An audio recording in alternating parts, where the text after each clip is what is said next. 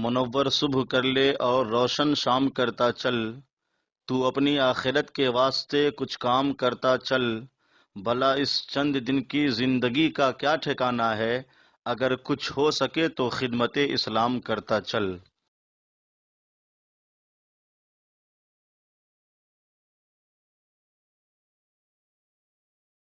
دوسرے پارے کا آغاز ہے، یہ سورہ بقرہ کا 17واں رکوع ہے اور دوسرے پارے کا پہلا رکوع ہے۔ جس آیت کریمہ سے آغاز ہے وہ سورہ بقرہ کی آیت نمبر 142 ہے۔ اس آیت کریمہ کا شان نزول یہ ہے کہ جب نبی کریم صلی اللہ علیہ وآلہ وسلم مکہ مکرمہ سے ہجرت کر کے مدینہ شریف تشریف لائے تو حکم یہ ہوا کہ بیت المقدس کی طرف منہ کر کے نمازیں ادا کی جائیں۔ 17 مہینے اور 3 دن پیارے آقا صلی اللہ علیہ وآلہ وسلم نے بیت المقدس کی طرف منہ کر کے نمازیں ادا فرمائیں۔ جب آپ مدینہ شریف داخل ہوئے تو 12 ربیع الاول تھی، اور پھر جب 17 مہینے گزر گئے تو 17 مہینے اور 3 دن یعنی 15 شعبان المعظم میں ظہر کی نماز میں، اور ایک روایت یہ ہے کہ عصر کی نماز میں قبلہ چینج کرنے کا، تحویل قبلہ کا حکم نازل ہوا۔ جب یہ حکم نازل ہو گیا، قبلہ چینج ہو گیا، تبدیل ہو گیا، تو ابھی لوگوں نے اعتراض کیا نہیں تھا، اس سے پہلے یہ آیت کریمہ نازل ہو گئی اور غیب کی خبر دی گئی کہ لوگ اعتراض کریں گے، اور قرآن مجید فرقان حمید نے انہیں بے وقوف قرار دیا۔ سَيَقُولُ السُّفَهَاءُ مِنَ النَّاسِ، اب کہیں گے بے وقوف لوگ۔ اب دیکھیں، جو فضول اعتراض کرے اسے بے وقوف کہنا یہ قرآن پاک کا طریقہ ہے، تو اگر ایسے لوگوں کو بے وقوف کہہ دیا جائے تو یہ کوئی تہذیب اور اخلاق کے خلاف نہیں ہے۔ سَيَقُولُ السُّفَهَاءُ مِنَ النَّاسِ، اب کہیں گے بے وقوف لوگ، مَا وَلَّاهُمْ عَنْ قِبْلَتِهِمُ الَّتِي كَانُوا عَلَيْهَا، مسلمانوں کو کس نے پھیر دیا ان کے اس قبلے سے جس پر تھے۔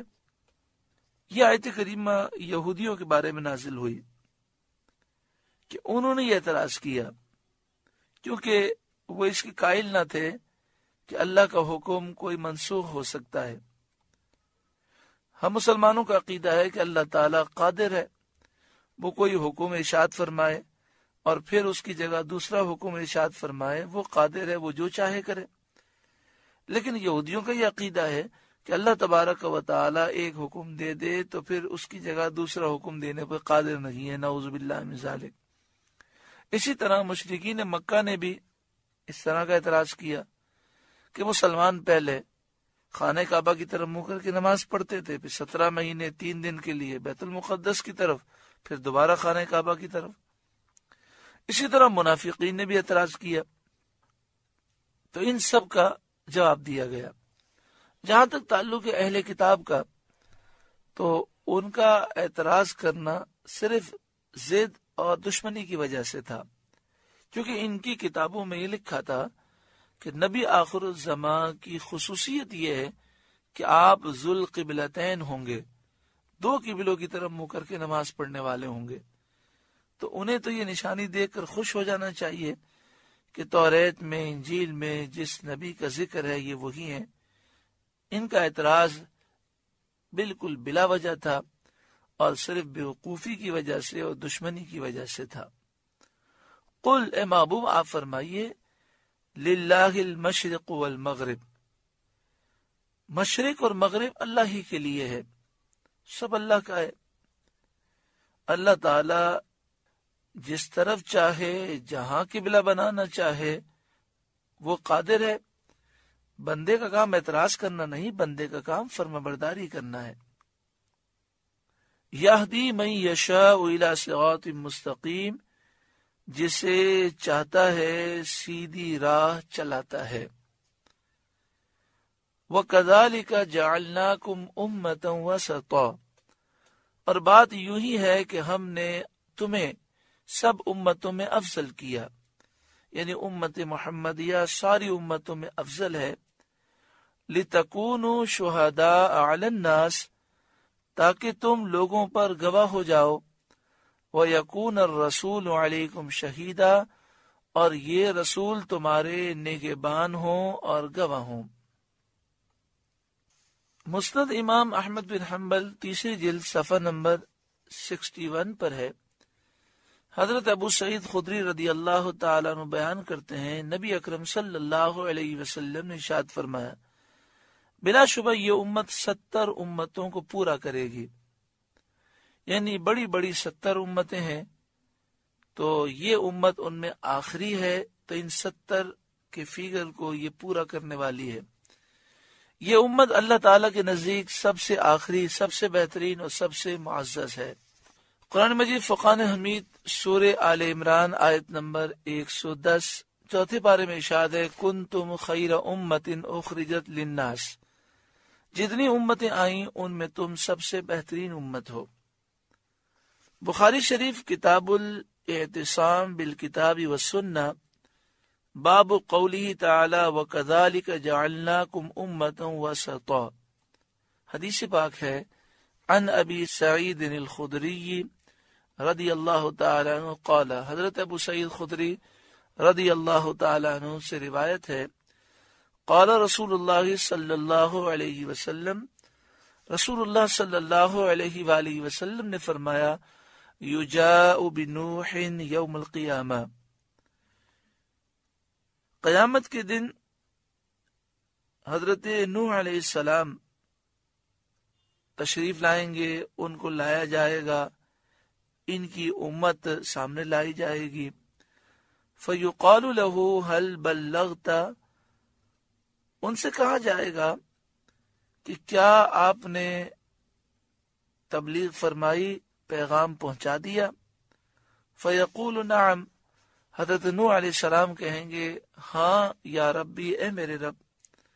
فتسأل امتہ، پھر آپ کی امت سے، آپ کی قوم سے پوچھا جائے گا، حل بلغکم، کیا انہوں نے تمہیں پیغام پہنچایا تھا؟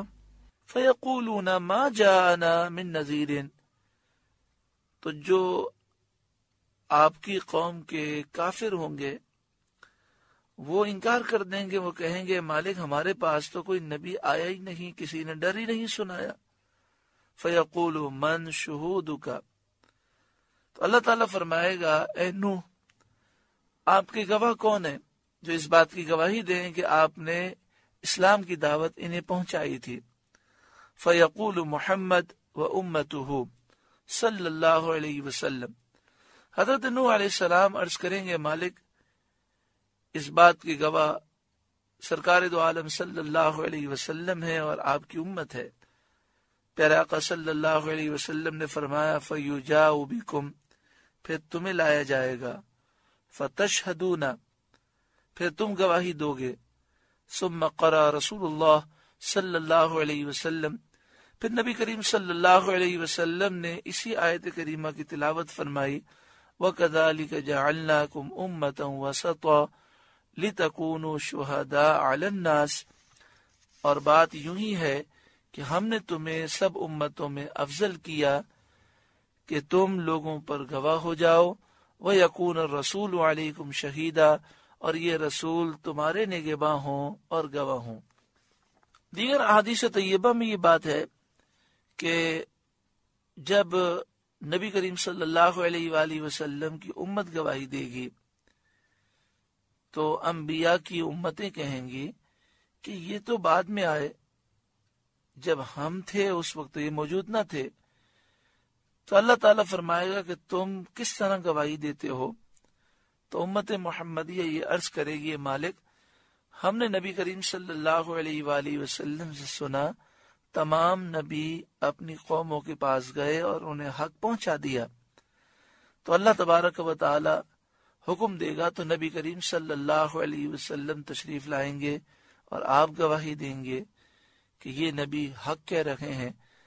اس وقت نبی کی قومیں نبی کریم صلی اللہ علیہ وآلہ وسلم کے متعلق یہ نہیں کہیں گی کہ یہ تو ہمارے بعد آئے، کیونکہ آج کوئی حضور کو نہیں مانتا، اس کا دل اندھا ہے، مگر جب قیامت ہوگی تو نبی کریم صلی اللہ علیہ وآلہ وسلم کی شان اس قدر واضح ہوگی اور لوگوں کو یہ بات معلوم ہو جائے گی کہ یہ وہ نبی ہیں جن کے نور کو اللہ نے سب سے پہلے پیدا فرمایا، اور ساری دنیا کے واقعات ان کے سامنے ہوئے ہیں، اللہ نے انہیں اولین اور آخرین کا علم عطا فرمایا۔ وَمَا جَعَلْنَا الْقِبْلَةَ الَّتِي كُنْتَ عَلَيْهَا إِلَّا لِنَعْلَمَ مَنْ يَتَّبِعُ الرَّسُولَ مِمَّنْ يَنْقَلِبُ عَلَىٰ عَقِبَيْهِ، اور اے محبوب آپ پہلے جس قبلے پر تھے ہم نے وہ اسی لیے مقرر کیا تھا کہ دیکھیں کون رسول کی پیروی کرتا ہے اور کون الٹے پاؤں پھر جاتا ہے۔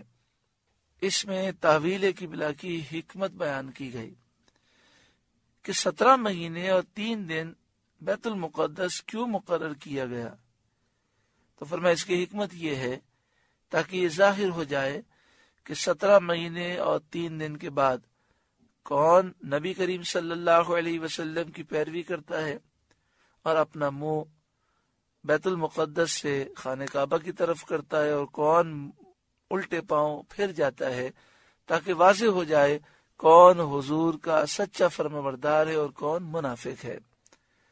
وَإِن كَانَتْ لَكَبِيرَةً إِلَّا عَلَى الَّذِينَ هَدَى اللَّهُ، اور بے شک یہ قبلے کا پھرنا بھاری تھا، مگر ان پر بھاری نہیں تھا جنہیں اللہ نے ہدایت دی، جن کے دل ایمان سے روشن تھے اور اللہ کے حکم پر فوراً پھر گئے۔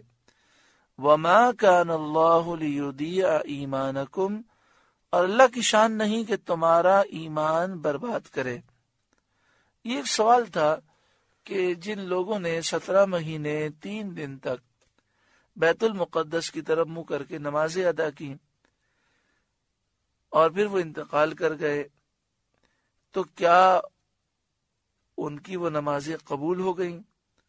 اور دوسرا سوال یہ تھا کہ ہم نے جو نمازیں ادا کی کیا دوبارہ پڑھنی ہے؟ تو فرمایا گیا کہ اللہ تعالیٰ تمہارے ایمان کو برباد نہیں فرمائے گا۔ یہاں ایمان سے مراد نماز ہے کہ نماز ایمان کی علامت ہے۔ ان اللہ بالناس لرؤوف الرحیم، بے شک اللہ لوگوں پر رؤوف ہے، رحیم ہے، بہت مہربان رحم کرنے والا ہے۔ تو انہیں یہ حکم دیا گیا کہ جو نمازیں بیت المقدس کی طرف منہ کر کے ادا کی وہ ہو گئیں، اب خانہ کعبہ کی طرف منہ کر کے نماز ادا کرنی ہے۔ آگے ارشاد فرمایا قد نرا تقلب وجہک فی السماء، ہم دیکھ رہے ہیں بار بار آپ کا آسمان کی طرف منہ کرنا۔ 17 مہینے 3 دن بیت المقدس مسجد اقصی کی طرف منہ کر کے نمازیں ادا کی گئیں۔ نبی کریم صلی اللہ علیہ وآلہ وسلم بار بار آسمان کی طرف دیکھتے کہ کب جبریل امین تحویل قبلہ کا حکم لے کر آتے ہیں۔ آپ کی خواہش یہ تھی کہ قبلہ دوبارہ خانہ کعبہ ہو جائے۔ اللہ تبارک و تعالی نے آپ کے اس عمل کا ذکر فرمایا، اس میں اشارہ اس طرف ہے کہ محبوب کی ادائیں بھی پیاری ہوتی ہیں۔ قد نرا تقلب وجہک فی السماء، ہم دیکھ رہے ہیں بار بار آپ کا آسمان کی طرف منہ کرنا۔ فَلَنُوَلِّيَنَّكَ قِبْلَةً تَرْضَاهَا، تو ضرور ہم آپ کو پھیر دیں گے اس قبلے کی طرف جس میں آپ کی خوشی ہے، جسے آپ پسند کرتے ہیں۔ اللہ اکبر، قبلہ بھی تبدیل کیا گیا اور خانہ کعبہ قبلہ بنا حضور کی رضا کے لیے، حضور کی خوشی کے لیے۔ ساری کائنات یہ چاہتی ہے کہ رب راضی ہو جائے، اور رب کتنا کریم ہے، اپنے محبوب سے کتنا پیار فرماتا ہے۔ فرمایا جا رہا ہے محبوب ہم اس قبلے کی طرف آپ کو کر دیں گے جو قبلہ آپ پسند کرتے ہیں، جس میں آپ کی رضا ہے۔ قرآن مجید فقان حمید نے فرمایا وَلَسَوْفَ يُعْطِيكَ رَبُّكَ فَتَرْضَىٰ، ضرور آپ کا رب آپ کو وہ عطا کرے گا کہ اے محبوب آپ راضی ہو جائیں گے۔ تو نبی کریم صلی اللہ علیہ وآلہ وسلم کی خواہش پر قبلہ چینج ہوا۔ نماز میں آپ تھے، ایک روایت کے مطابق یہ ہے کہ ظہر کی نماز تھی، اور دوسری روایت یہ ہے کہ عصر کی نماز تھی۔ جہاں آج کل مدینہ شریف میں مسجد قبلتین ہے، اسی مقام پر آپ نماز ادا کر رہے تھے۔ اس وقت یہ مسجد بنی ہوئی نہیں تھی، ایک قبیلے کی جگہ تھی اور وہاں پر اس قبیلے کے لوگ نماز ادا کرتے تھے۔ نبی کریم صلی اللہ علیہ وآلہ وسلم وہاں تشریف لے گئے تھے، تو اسے قبلتین اس لیے کہتے ہیں کہ 2 رکعتیں آپ نے مسجد اقصی کی طرف منہ کر کے ادا فرمائی اور 2 رکعتیں خانہ کعبہ کی طرف منہ کر کے ادا فرمائے۔ تو چونکہ ایک ہی نماز میں 2 قبلوں کی طرف منہ کیا گیا، اس لیے اسے مسجد قبلتین کہتے ہیں۔ مسجد قبلتین میں آپ جائیں تو آپ محسوس کریں گے کہ جہاں محراب بنی ہے، جہاں امام کھڑے ہو کر نماز پڑھاتا ہے، اس کے بالکل بیک سائڈ پیچھے کی طرف اگر دیوار میں آپ اوپر دیکھیں تو وہاں چھوٹی سی محراب دیوار میں چھت کی طرف، دیوار کے اوپر کے حصے کی طرف بنی ہے، جو اس بات کی نشاندہی ہے کہ مدینہ شریف میں قبلے کا رخ اس طرح ہے کہ بیت المقدس کی طرف منہ کریں تو خانہ کعبہ کی طرف پیٹھ ہوتی ہے، اور خانہ کعبہ کی طرف منہ کریں تو بیت المقدس کی طرف پیٹھ ہوتی ہے، یعنی یہ دونوں سمتیں ایک دوسرے کے برعکس ہیں، اپوزٹ ہیں۔ تو نبی کریم صلی اللہ علیہ وآلہ وسلم مسجد اقصی کی طرف منہ کر کے نماز ادا کر رکھے تھے، 2 رکعتیں ہو گئیں تو حکم نازل ہوا کہ اب آپ اپنا منہ خانہ کعبہ کی طرف کر لیں۔ تو پیارا آقا صلی اللہ علیہ وآلہ وسلم آپ نماز کے دوران چل کر پیچھے تشریف لائے اور پیچھے آ کر آپ نے اپنا رخ مسجد حرام کی طرف، بیت اللہ شریف کی طرف کیا، اور جتنے صحابہ آپ کے پیچھے تھے سب نے اپنا رخ چینج کر دیا۔ اب ہوا یہ کہ جو پہلی صف تھی وہ آخری صف ہو گئی، اور جو آخری تھی وہ پہلی ہو گئی۔ اب سب کے منہ بیت اللہ شریف کی طرف ہو گئے۔ اس وقت عورتیں بھی نماز میں تھیں اور مرد بھی نماز ادا کر رکھے تھے۔ جب عورتیں نماز میں ہوں تو اس پر حکم یہ تھا کہ مرد آگے ہوں، عورتیں پیچھے ہوں۔ تو یہاں ایسا ہوا کہ مرد پیچھے ہو گئے، عورتیں آگے ہو گئیں، کہ عورتوں کی صفیں آخر میں تھیں وہ پہلے بن گئیں اور پہلے والوں کی صفیں آخر میں چلی گئیں، تو عورتیں پیچھے ہٹیں اور مرد آگے آئے۔ سارا یہ معاملہ نماز کے اندر ہوا، کسی کی نماز پر کوئی فرق واقع نہیں ہوا۔ یہ سب سرکار دو عالم صلی اللہ علیہ وآلہ وسلم کی شان و عظمت ہے۔ یہاں پر ایک بات یاد رکھیں کہ نبی کریم صلی اللہ علیہ وسلم نے یہ نہیں فرمایا تھا کہ ابھی ہم نماز پڑھ رہے ہیں، 2 رکعتوں کے بعد یہ معاملہ ہوگا، مگر مسئلہ یہ تھا کہ صحابہ کرام جب نماز پڑھتے تھے تو حضور کو نماز میں دیکھتے، حضور کا دیدار کرتے۔ جب صحابہ نے دیکھا کہ نبی کریم صلی اللہ علیہ وسلم نے اپنا رخ بدل دیا تو انہوں نے حضور کے پیچھے اپنا رخ بدل دیا، حالانکہ حضور نے یہ نہیں فرمایا تھا کہ 2 رکعت کے بعد ایسا ہوگا تمہیں یہ کرنا ہے۔ حضور سے جو محبت تھی، جب انہوں نے دیکھا کہ حضور نے اپنا رخ بدل دیا تو انہوں نے بدل دیا۔ فولی وجہک شطر المسجد الحرام، ابھی اپنا منہ پھیر دو مسجد حرام کی طرف۔ یہ آیت نماز کے دوران نازل ہوئی اور آپ نے اپنا چہرہ مسجد حرام کی طرف پھیر دیا۔ وَحَيْثُ مَا كُنْتُمْ فَوَلُّوا وُجُوهَكُمْ شَطْرًا، اور اے مسلمانوں تم جہاں کہیں ہو اپنا منہ اسی کی طرف کرو، یعنی مسجد حرام کی طرف، بیت اللہ شریف کی طرف۔ تو جہاں کہیں بھی انسان ہو قبلے کا تعین کرنے کی کوشش کرے اور جس طرف قبلہ ہے اس کی طرف منہ کر کے نماز ادا کرے۔ وَإِنَّ الَّذِينَ أُوتُوا الْكِتَابَ، اور بے شک جنہیں کتاب دی گئی، لَيَعْلَمُونَ ضرور وہ جانتے ہیں، أَنَّهُ الْحَقُّ مِن رَبِّهِمْ بے شک یہ ان کے رب کی طرف سے حق ہے۔ یعنی اہل کتاب کو یہ معلوم تھا کہ نبی آخر الزماں کی صفات میں سے ایک صفت یہ ہے کہ یہ 2 قبلوں کی طرف منہ کر کے نماز ادا کریں گے، اور انہیں پتا تھا کہ یہ قبلہ چینج ہوگا۔ اس کے باوجود ان کا اعتراض کرنا صرف اور صرف ضد کی وجہ سے ہے۔ وَمَا اللَّهُ بِغَافِلٍ عَمَّا يَعْمَلُونَ، اور اللہ ان کے کاموں سے بے خبر نہیں ہے۔ وَلَئِنْ أَتَيْتَ الَّذِينَ أُوتُوا الْكِتَابَ بِكُلِّ آیَةٍ، اور اگر تم ان کتابیوں کے پاس ہر نشانی لے کر آؤ، ما تبعوا قبلتک، وہ تمہارے قبلے کی پیروی نہ کریں گے، یعنی جتنی بھی نشانیاں دکھا دی جائیں یہ نہیں مانیں گے، کیونکہ نشانی دکھانا اسے فائدہ کرتا ہے جسے سمجھ نہ ہو۔ جو جان بوجھ کر سمجھنے کے باوجود انکار کر رہا ہو ضد کی وجہ سے، تو کوئی نشانی اسے فائدہ نہیں دیتی۔ وَمَا أَنْتَ بِتَابِعٍ قِبْلَتَهُمْ، اور نہ تم ان کے قبلے کی پیروی کرو گے۔ اس میں یہودیوں اور عیسائیوں کا رد ہو گیا۔ وہ یہ سمجھ رہے تھے کہ 17 مہینے 3 دن تک مسجد اقصی بیت المقدس کی طرف منہ کیا گیا، اب خانہ کعبہ کی طرف منہ ہو گیا، اور چند دنوں کے بعد پھر دوبارہ مسجد اقصی کی طرف منہ کریں گے، تو فرما دیا گیا کہ اب قبلہ قیامت تک یہی رہنا ہے، مسلمان بیت اللہ شریف کی طرف منہ کر کے ہی نماز ادا کریں گے۔ وما بعضهم بتابع قبلۃ بعض، اور وہ آپس میں بھی ایک دوسرے کے قبلے کی پیروی نہیں کرتے۔ یہ عیسائی یہودی ایک دوسرے کے قبلے کی پیروی بھی نہیں کرتے، بظاہر تو بیت المقدس کی طرف منہ کرتے ہیں، لیکن یہودی بیت المقدس میں جو صخرہ چٹان ہے اس کی طرف منہ کرتے ہیں جو مغربی کنارہ ہے، اور عیسائی مشرقی کنارے کی طرف منہ کر کے اپنی عبادت کرتے ہیں۔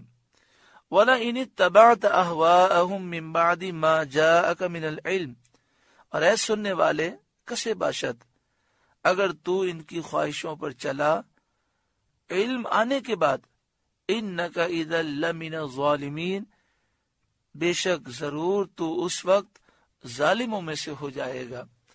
یہ ہر پڑھنے والے کو خطاب ہے کہ جب علم آ چکا، اس کے بعد بھی اگر آپ یہودیوں عیسائیوں کی خواہشات پر چلے تو تمہیں یہ برباد کر دیں گے اور تمہارے ایمان کو ضائع کر دیں گے۔ تو اے مسلمانوں، تم یہودیوں اور عیسائیوں کی باتوں کو فالو نہ کرو، ان کے پیچھے نہ چلو۔ الذین آتیناہم الکتاب، وہ لوگ جنہیں ہم نے کتاب دی، یعرفونہ، وہ اس نبی کو پہچانتے ہیں، کما یعرفون ابناءہم، جیسے آدمی اپنے بیٹوں کو پہچانتا ہے۔ مطلب یہ کہ پچھلی کتابوں میں نبی آخر الزماں حضور سید عالم صلی اللہ علیہ وآلہ وسلم کے اوصاف ایسے واضح اور صاف بیان کیے گئے ہیں جن سے علماء اہل کتاب کو حضور صلی اللہ علیہ وآلہ وسلم کے خاتم الانبیاء ہونے میں کچھ شک و شبہ باقی نہیں رہ سکتا، اور وہ حضور صلی اللہ علیہ وسلم کے اس منصب عالی کو یقین کے ساتھ جانتے ہیں۔ یہودی علماء میں سے حضرت عبداللہ بن سلام رضی اللہ تعالی عنہ مشرف با اسلام ہوئے، تو حضرت عمر رضی اللہ تعالی عنہ نے ان سے دریافت کیا کہ یہ جو آیت ہے کہ اہل کتاب اس نبی کو ایسا پہچانتے ہیں جیسے آدمی اپنے بیٹوں کو پہچانتا ہے، یعنی مطلب یہ کہ بیٹا سامنے آ جائے تو پہچاننے میں دیر نہیں لگتی، تو اہل کتاب نبی کریم صلی اللہ علیہ وآلہ وسلم کے اوصاف اس طرح جانتے ہیں کہ اگر سرکار کو وہ دیکھیں تو فوراً ان کا دل اس بات کو مان لے گا کہ یہ سچے نبی ہیں، جس طرح عبداللہ بن سلام نے جب نبی کریم صلی اللہ علیہ وسلم کا چہرہ دیکھا تو کہنے لگے کہ چہرہ دیکھ کر ہی میں سمجھ گیا کہ یہی سچے نبی ہیں۔ تو حضرت عمر رضی اللہ تعالیٰ نے پوچھا کہ یہ جو آیت کریمہ ہے یعرفونہ کما یعرفون ابناءہم، تو اس میں جو معرفت بیان کی گئی اس کی شان کیا ہے، یعنی اہل کتاب حضور کو کتنا جانتے ہیں؟ تو انہوں نے کہا اے عمر، میں نے نبی کریم صلی اللہ علیہ وسلم کو دیکھا تو دیکھتے ہی بلا شک و شبہ میں نے پہچان لیا، اور میں نے جان لیا کہ یہی نبی آخر الزماں ہے، اور میرا حضور کو پہچاننا اپنے بیٹوں کے پہچاننے سے زیادہ اتم اور اکمل تھا۔ حضرت عمر رضی اللہ تعالیٰ نے ان سے فرمایا وہ کیسے؟ تو انہوں نے کہا کہ میں گواہی دیتا ہوں کہ حضور صلی اللہ علیہ وسلم اللہ کی طرف سے اس کے بھیجے ہوئے رسول ہیں، اور ان کے اوصاف اللہ تعالیٰ نے ہماری کتاب توریت میں بیان فرمائے ہیں، بیٹے کی طرف سے ایسا یقین کس طرح ہو سکتا ہے؟ اللہ تبارک و تعالی ہی ہمارے معاملات کو حقیقی طور پر جانتا ہے۔ حضرت عمر رضی اللہ تعالیٰ خوش ہوئے اور ان کا سر چوم لیا۔ یعنی مراد یہ ہے کہ ہمیں تو اللہ تعالیٰ نے خبر دی کہ نبی آخر الزمان سچے نبی ہیں، ان کے اوصاف یہ ہیں، تو اب ہمارے دل میں کسی قسم کا شک و شبہ نہیں کہ یہ سچے نبی ہیں۔ وَإِنَّ فَرِيقًا مِّنْهُمْ لَيَكْتُمُونَ الْحَقَّ وَهُمْ يَعْلَمُونَ، اور بے شک ان میں گروہ جان بوجھ کر حق چھپاتا ہے۔ الحق من ربک، اے سننے والے یہ حق تیرے رب کی طرف سے ہے، حق وہی ہے جو تیرے رب کی طرف سے ہو۔ فلا تکونن من الممترین، تو خبردار تو شک نہ کرنا۔ اللہ تبارک و تعالی دوسرے پارے کے پہلے رکوع کی برکتوں سے ہم سب کو مالا مال فرمائے۔ اس میں جو باتیں بیان ہوئیں، خاص طور پر جو شان مصطفیٰ کا ذکر ہے کہ قبلہ بھی ہمیں ملا تو حضور کے صدقے میں، اور حضور کی رضا کے لیے بیت اللہ قبلہ بنایا گیا۔ کیا شان و عظمت ہے ہمارے نبی کی، ہم کتنے خوش نصیب ہیں کہ نبی کریم صلی اللہ علیہ وسلم کے امتی ہیں۔ دعا فرمائے اللہ تعالی ہمیں حضور کی سیرت پر، آپ کی تعلیمات پر، آپ کے حکم پر عمل کی توفیق عطا فرمائے۔